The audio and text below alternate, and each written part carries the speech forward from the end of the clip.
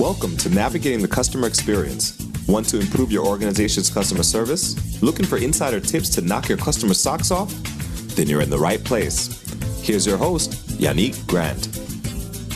Welcome to Navigating the Customer Experience. On today's episode, our guest is Mark Smith. Mark is the president of Kitewheel. With over 20 years of global experience in marketing applications and analytical CRM, Mark is a leader in building, growing, and managing successful companies. Currently in innovation mode as the president of Kitewheel, Mark is focused on helping marketing agencies deliver better consumer engagement through solutions that unify the logic layer of today's customer-facing technology for their large brand clients. Mark's journey into customer behavior and experience started early in his career. Shortly after achieving his Ph.D. in mathematics and statistics from the University of Edinburgh, Mark founded Quadstone, the first data mining company to focus explicitly on the analytics of customer behavior. In the years that followed, Mark moved to Boston to build the U.S. business and oversaw revolutionary analytic progress at clients including T-Mobile, Dell, Merrill Lynch and Fidelity. His leadership role expanded to global sales, marketing, and product teams that led to a series of 3 successful M&A transactions over the last 10 years. So sit back, plug your earphones in, and let's dive right into this conversation with Mark. So I'm going to ask Mark to share a little bit about his journey, how he got to where he is today, what is Kitewheel and what do they do, so our audience can get more reacquainted with him. So Mark, welcome. Thank you, Yannick. I'm very pleased to be here. I'm the president at Kitewheel. We're a company that helps deliver great experiences to the customers of typically large organizations by helping them manage the journeys that their customers are on. I've been doing this for a long time now. Over 20 years I've been helping organizations understand the behavior of customers from a kind of an analytic perspective. And here at Kitewheel, we've kind of tuned that and moved more into the orchestration area, as we call it, which is, helping businesses actually make a difference to the customer by changing the process and helping the customer along their journey so that they have the best possible experience. All right. So customer journey mapping and customer orchestration, those are kind of big terminologies in the customer experience space. For those members of our audience that may not necessarily know what that entails, could you break down for us what that is in the simplest possible terms? Maybe give us an example of what it means to our business to understand that process. Yeah, for sure. So, the journey mapping is certainly something that's been around for quite some time in the customer experience area. That the whole process of designing out the steps that a customer goes through on their journey. I think journey has become very popular, particularly the last few years, because organizations see it as a way, managing that journey is a way of kind of being somewhat in control of the experience and allows the business to do the best possible job of delivering a great experience. And so organizations are trying to understand, so what is the journey? In what ways do customers interact with my business? Which channels do they use? What things do they look for on different channels? And when do they use them? And what order do they do things? Too many businesses are very kind of focused on things from their perspective, and they would like customers to do things in a certain order, but it's all really about the customer, and they do things their way, and different customers do things in different ways, and so they're often on different journeys. And organizations are trying to map those out. What Kitewheel is focused on is actually using the data inside organizations to do what we call journey analytics. So not just theoretically, what do we think the customer journey is, but actually using the data from all these digital tools that we now have and all these channel systems that record everything that happens. Let's take those and start to analyze what's the real journey that the customers are on. And let's visualize that so that the business can really understand not just what they think the customer's doing, or not just what the customers say they're doing through feedback surveys, but actually what are they doing in terms of real behavior. Let's look at that. And that's journey analytics. And that journey analytics then gives you a frame. Once you can see what the customers are really doing and you understand what makes them happy or unhappy, then you can start to orchestrate, which is the process of actually changing things for the customer, helping them along their journey, nudging them this way, nudging them that way, reminding them of something they need to do. And that's all helps them get to their end goal of getting a question answered, getting a customer service issue dealt with, buying a product, whatever it may be. If we can help get them there more smoothly, quickly, easily, the customer's going to regard that as a great experience and be very happy. Agreed. So what are some key performance indicators that you would need to watch in the business as it relates to the data analytics in order to ensure that you can predict behavior, or at least nudge them, as you had suggested, on what they would need to do next or what they would need to be reminded of? Yeah, that's a great point, Yannick. And the organizations often have to do here is develop a small number of new performance indicators that are connected to journeys. Lots of businesses today, they track things by channel or by product or by business unit, and they know how many people visit the website. They know how many people open emails. They know how many people call the call center. They know how many people say they're a net promoter, how many people complain. But few organizations have tied all of that together to understand it as a connected experience and understand it as a journey. And the key new metrics that need to be developed are how many customers are going down different journeys, and what is the overall satisfaction of customers who go down these different experiences. And that's the data's all there. It's just a matter of connecting it together so you can see it as a connected journey. And then say customers who go down this journey, they're much happier than customers who go down this different journey. Let's try and line the right customers up with the right journey, rather than today most companies can only control those things channel by channel, or activity by activity, interaction by interaction.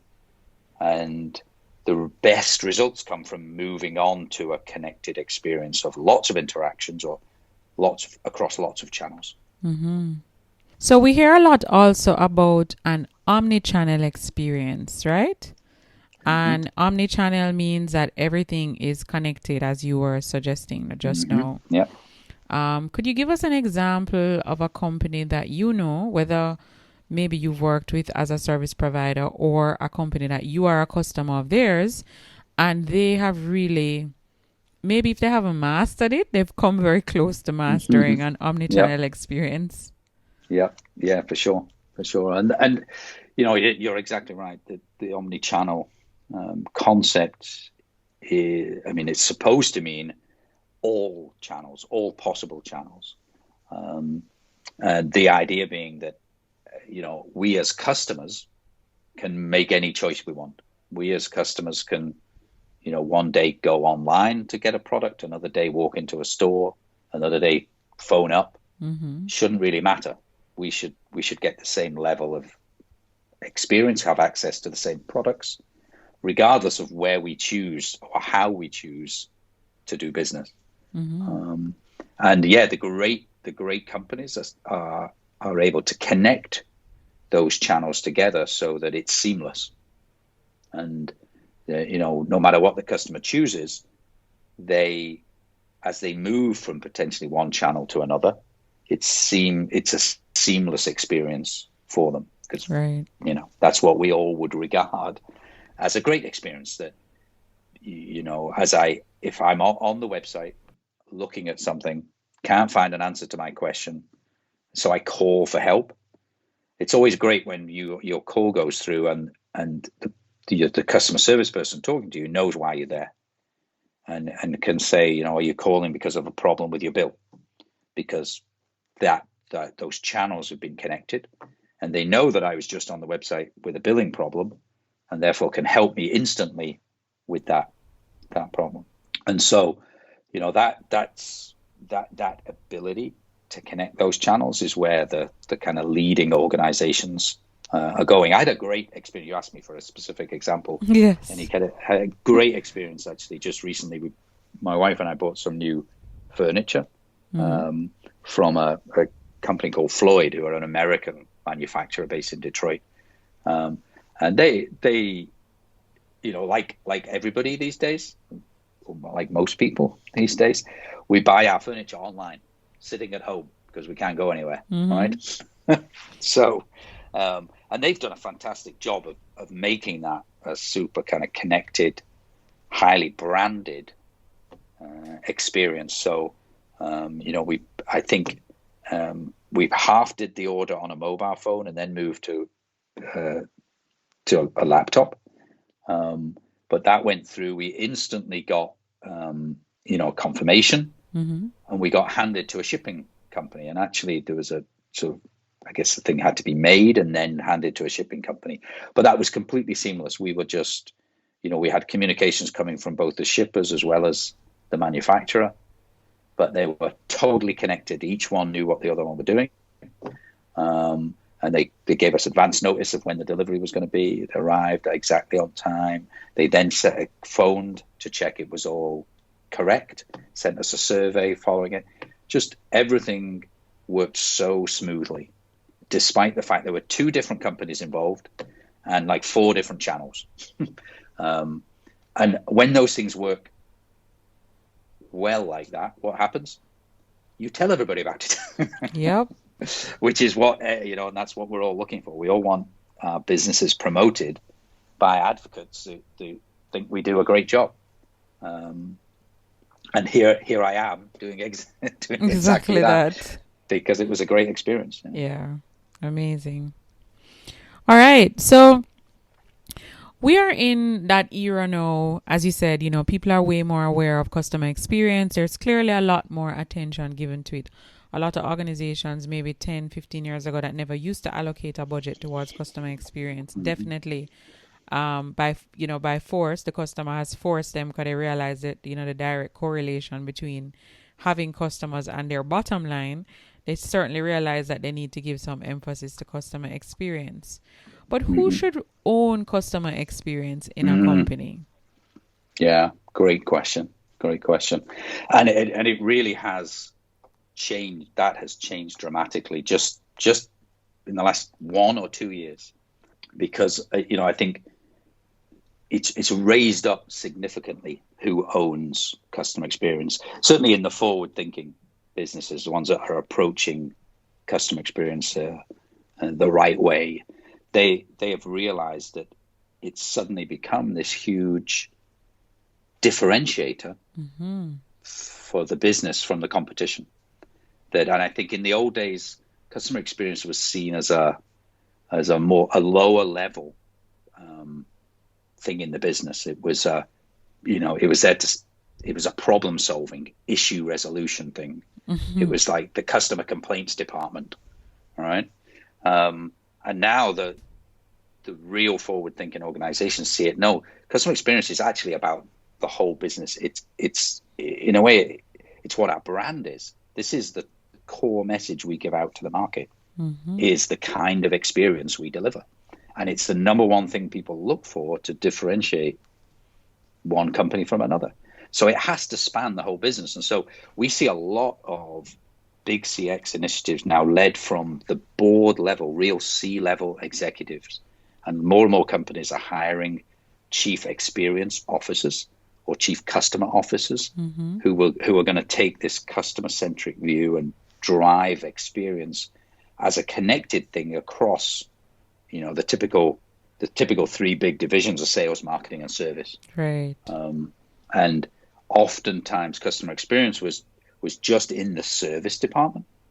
But I think the real thinkers are bringing it up to be across all of them, because every one of those communications, whether it comes from marketing or customer service or loyalty or wherever, they're all part of the experience that the business delivers. And so connecting them requires a top level, very senior person to really lead this new generation of CX initiative. Yeah. Amazing. Wow. Thank you so much for sharing, Mark. So Mark, in a company, like I did a training session earlier today with a financial organization. I'm here in Jamaica, actually. Yeah. You are you in the States or in the UK? Yeah.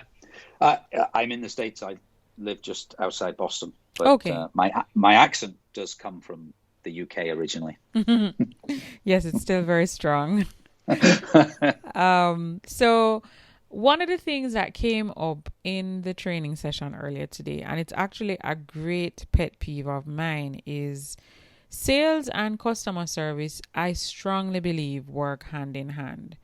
And I find that a lot of companies that have sales representatives, they're extremely eager and enthusiastic and, just on it to get the business, that first sale, but then to get me to buy again or to follow up to ensure that, I'm okay with the product or the service, whatever it may be, whether it's tangible or intangible, that's where they fail.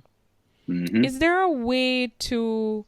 Is it something that needs to be psychological from a sales perspective for it to be merged with customer experience, that, they don't just look on it as a one-time sale? I get it. You have a target. You need to earn X amount of dollars per month. But those customers that you signed on in November 2020, have you even reached out to them since the year started? I mean, where do we close that gap?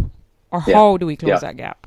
Yeah. No, that's a great example, Yannick, of the sort of systemic problems that organizations have to do this kind of customer experience delivery right.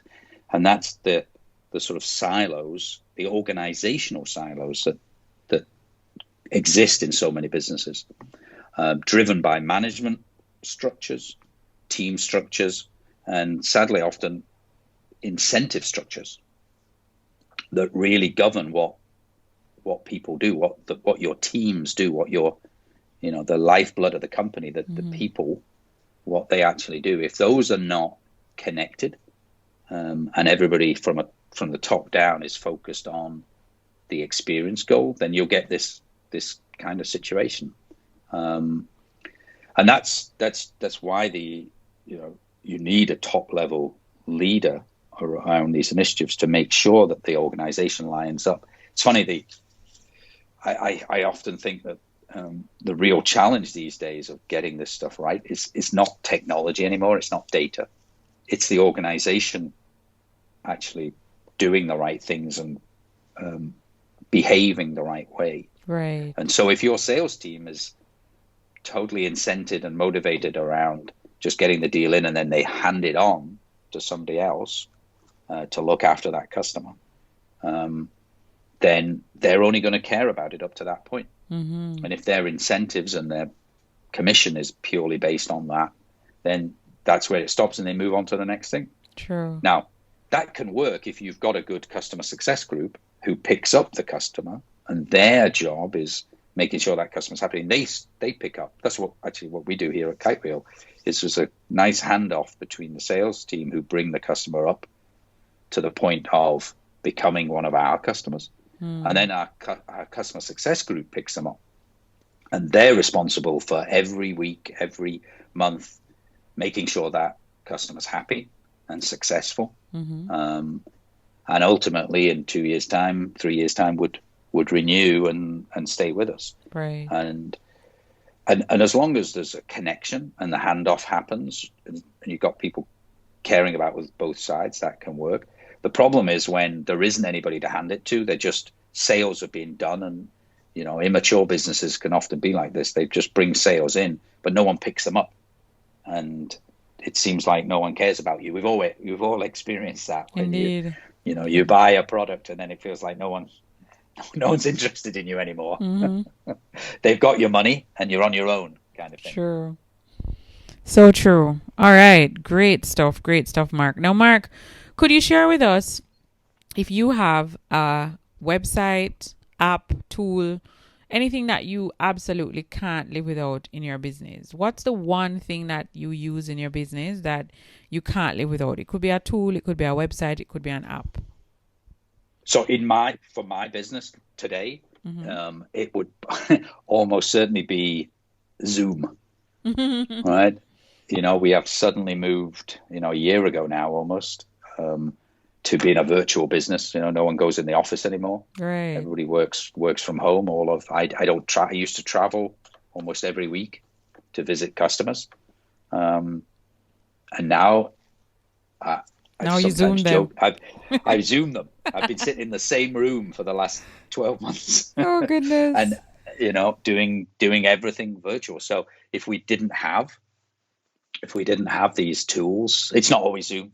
Many customers use Teams or WebEx, but those online collaboration environments, is undoubtedly the most important tool in my life right now to keep the contact going. Keep connected with the customer, and make sure they're happy. All right. Okay, could you share with us maybe one or two books that have had the biggest impact on you? It could be a book that you read a very long time ago, or maybe even one you read recently, but it still has had a great impact on you. Well, there's an interesting question. So the best recent book I read, actually just literally a few weeks ago, I read Ben Horowitz's The Hard Thing About Hard Things. That's a good one. Which is a great business book. It's like he's gone through all the things that I've gone through running a company over the last 20 years, and just full of great kind of down-to-earth advice on how to handle difficult situations, and lots of stories about how this sort of thing happens all the time. It's always difficult. There's always completely unknown things that come around the corner that you need to be able to adapt and handle. So I really enjoyed that read a few weeks ago. Okay. And then the other classic business book that I read a long time ago was Geoffrey Moore's Crossing the Chasm, which is all about how you go from early kind of inventive ideas to more mainstream business. And I feel like that's where the customer experience kind of world is at the moment. It's gone from early stage stuff to suddenly it's like every company out there is suddenly interested in customer experience. And we're definitely going through that kind of transition right now. I think COVID has actually brought it to the forefront even more. I agree. That has been my experience here in Jamaica for sure. People are they're more sensitive, and they pay more attention to the quality of the experience that they've gotten. And I don't know if it's because safety has been, like the new buzzword. How safe do you make me feel if I have to come into your environment? And that a lot of times falls under how the service is delivered. I mean, something as simple as, which has nothing to do with the product or service that you deliver, but something as simple as when you actually arrive at the client's location and they are taking your temperature and spraying you. Sometimes they're spraying you with things that you're not aware of, and nobody is actually saying to you, may I please sanitize your hands? And the liquid that we're using for the sanitation is alcohol mixed with lemongrass oil, or whatever concoction they've put in the bottle. But I think it is courteous. You should exercise courtesy and tell the customer what you are sanitizing their hand with. Yeah. I think you make a really interesting point. And one of the things that worries me about the whole pandemic is we've been moved to all these digital sort of humanless contact mechanisms. And people are going to forget about how to actually interact with each other. Those kind of situations where, people don't talk to you anymore. They maybe because they're a bit scared, because the situation is scary. But I know exactly what you mean about that kind of personal interaction thing. But I also think this COVID has totally changed the business world as well. So many, and this it is driving this interest in customer experience, because for so many businesses, their customers have totally changed how they experience that business. All of a sudden, all of our customers are also at home like we are, and also having to do things on new channels, on more digital channels. And that's a whole different experience for a lot of people. And so, the smart companies are suddenly focusing on, we better investigate this area and do the best we can to make this experience for the customers a good experience. Yeah, agreed. Okay, now, Mark, could you share with us maybe one thing that you're working on in your life right now?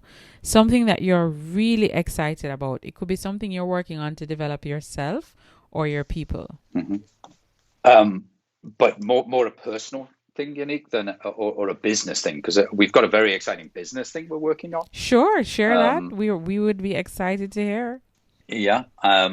So that is, for the last, Kitewheel's been around about 8 years, and our business has been very focused on very large organizations who have been the sort of real leaders in this customer experience space, and the first ones to move into trying to manage journeys better and connect their channels and use all their data and so on.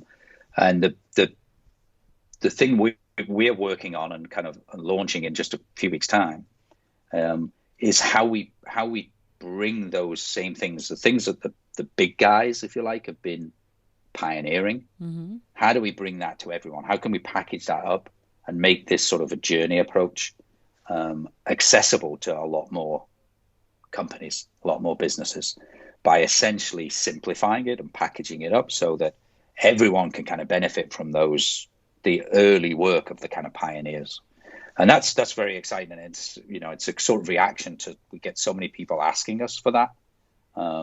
They don't necessarily have a big army of internal developers to do things themselves, but they'd still like to start taking this more customer experience centric approach to things. So that's our big initiative that we're working on this year, and in fact launching in a couple of weeks' time. All right, sounds good. Okay, Mark. So our listeners took great interest in this episode, in your years of experience, as well as with what your company is doing, Kitewheel, and what you'll be launching in a very short time, in another couple of weeks, as well as just insight on how it is that they can manage their journey, understand how to interpret their data, and what are some, as you indicated, some key performance indicators that they should be looking at in order to understand how their customers should be triggered or reminded in order to just create that magical experience. Where can they find you online if they wanted to connect with you even more? Yeah, that would be great, and we'd love to hear from them. It's very simple. Kitewheel.com is our website, and there's lots of great information there. Videos of how to bring it all to life, some great case studies, and use cases. So lots of information there. And if you want to email me direct, I'm very happy. My email address is msmith@kitewheel.com. All right, sounds good. Okay, Mark, before we wrap our interviews up, we always like to ask our guests, do you have a quote or a saying that during times of adversity or challenge, you'll tend to revert to this quote or saying? It kind of helps to refocus you or just get you back on that path to whatever goal you were working on originally. That's interesting. I have lots of those. I'm well known for having lots of quotes, different things. One of the mottos of the business, actually, we have a motto which is work hard and be nice to people. Nice. So we have a poster that hangs in the office. No one sees it anymore, but it does hang in the office now. But I grew up in Scotland, and there's a great there's a sort of a matching quote from Scotland, which is that hard work never killed anybody. All right. And that would be my quote for when times are tough. you should remember that hard work never killed anybody, which is an old Scottish expression. Nice. All right. Okay, Mark. Well, thank you so much for joining us today on our podcast, Navigating the Customer Experience. We are extremely grateful for all the wonderful nuggets and words of wisdom that you shared with us based on your years of experience. We truly want to extend our gratitude to you for taking time out of your schedule to share with us today. No problem, Yannick. I've very much enjoyed being here. Thanks very much. Awesome. Okay, I just want to remind our listeners that they can hop on Facebook and join our private Facebook group, Navigating the Customer Experience, and feel free to follow us on Twitter at NavigatingCX. Until next time, I'm your host, Yannick Grant. Thank you for listening to Navigating the Customer Experience. If you'd like to connect with us even more, please feel free to hop onto Facebook and join our private Facebook group, Navigating the Customer Experience Community. And of course, feel free to follow us on Twitter at NavigatingCX. We also have a new book available on Amazon, The ABCs of a Fantastic Customer Experience. It's available in ebook and paperback. So if you want to increase revenue in your organization, build a stronger service culture, and create employees or develop employees who are really mastering service delivery in your business, you need to grab a copy of this book. Until next time, I'm your host, Yannick Grant. Thanks for listening. For more awesome resources to take your customer service game to another level, head over to navigatingthecustomerexperience.com. See you next time.